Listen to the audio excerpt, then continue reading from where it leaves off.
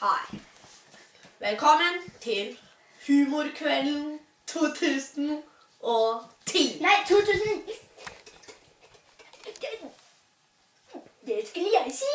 Ok, det var greit. Da setter vi i gang med Knut først, og så Bjarne etterpå. Kom til Trønderen! Trønder fra Nord-Norge, herregud altså. Du snakker som en gammel kjerring fra Trøndelag og Keida. Og her fra Kautokeino. Da søren du snakker om. Du er ikke blant sånn. Du er faktor. Det har jeg sett på meg. Men det var sånn som vann. Det er skikkelig bra med det. Så skal vi ta den Karsten. Og det var bare så sinnssykt bra. Den utstrålingen. Det er bare så sinnssykt bra. Nei, men nå er jeg sur da. Nei, men nå må jeg stikke. Nå må jeg stikke. Nå må jeg stikke. Nå må jeg gjemme meg bak stolen og der. Herregud, du ser meg ikke. Du ser meg. Ser du meg ikke, Bjerser? Ok, det der eier jeg. Bare så du vet så nå må jeg flytte deg. Nei, det er du kan ha det. Nei, men herregud, du har ikke sett sånn mine øyne. Nei, og se på min. Au!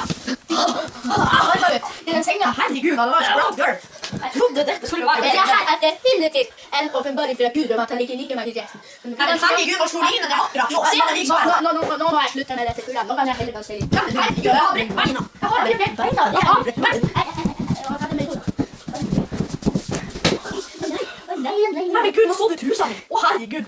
Herregud, jeg skal be for deg en til rots i trusa mi. Herregud. Gud, jeg vet det. Det er helt utrolig. Jeg skal bare si til deg at jeg beklager for at jeg tok og viste den fine trusa mi. Den er så veldig fin, og det er B-star. Og herregud, det er beste merke i verden. Og nå snakker jeg ikke. Nå snakker jeg trøndersk. Trøndersk. Og det er trønderrock.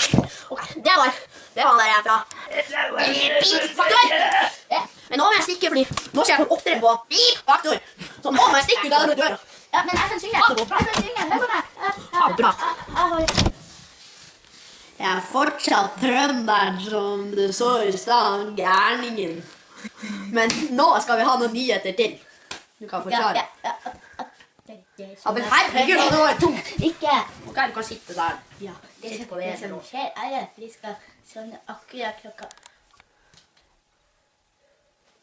8. Ja, 8. Det er klokka 6.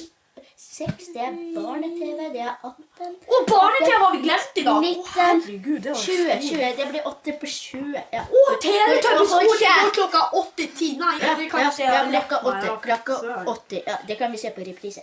Klokka 8. Ja, det er klokka 20. Og det er teddybær. Oi, ja, det er Ole Bjørn klokka 10 på den, og det er nå.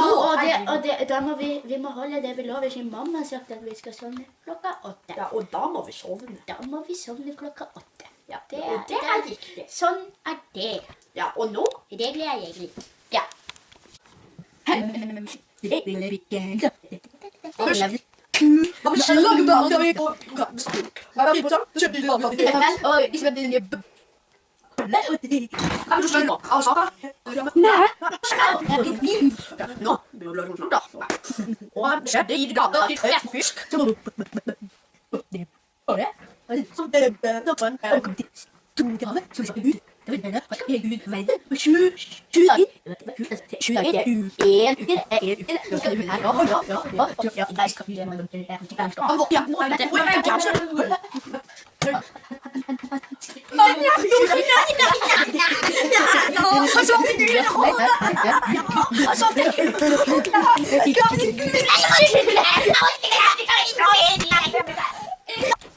Ja, unnskyld, Vilda, for vi skulle egentlig snakke om Gud, ja. Ja, om Gud.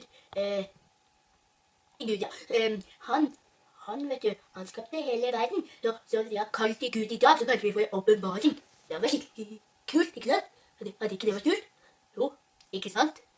Svar da. Ja, kjempekult. Ja, det var skikkelig kult. Kan jeg Gud med åpenbaring? Nei, vet du hva? Nei, ikke skap sånn. Folk kan bli alvorlig skadet. Jeg tror det var Gud. Ja, og så kommer du bare å ødelegge gå. Nei, det går ikke. Jeg lever, jeg. Jeg bare leker litt sur. Er ikke det skuespill? Så det er jeg er litt nervøs med det kameraet. 18.50, da begynner jo barne-TV. Og barne-TV Barne-TV. og det der Ja, vi må se yndlingsprogrammet på mitt. barne-TV, det er skikkelig viktig. Barne-TV. Oi, Jeg mener Lotto. nei, det er ikke Nei, herregud, jeg skal ikke se på en dame der. TV3. Avatar. Nei, og Avatar. Avatar. Nei, det ble for skummelt. Nei, orker ikke å se på. Nei. Oi, den får jeg ikke lov av mamma. Den får jeg ikke lov av mamma. Sånn, det er Oi, ishockey. ja, Nei, det er ishockey skikkelig er farlig. Det er masse farlig med den Oi, pucken. han ser rar ut. Han er- Nei, det kan vi ikke se på. Nei. Nei. Oi, Det er farlig. Det får vi ikke se på. Oi. Madagaskar! Det kan vi se på! Nei, det er dansk. Det er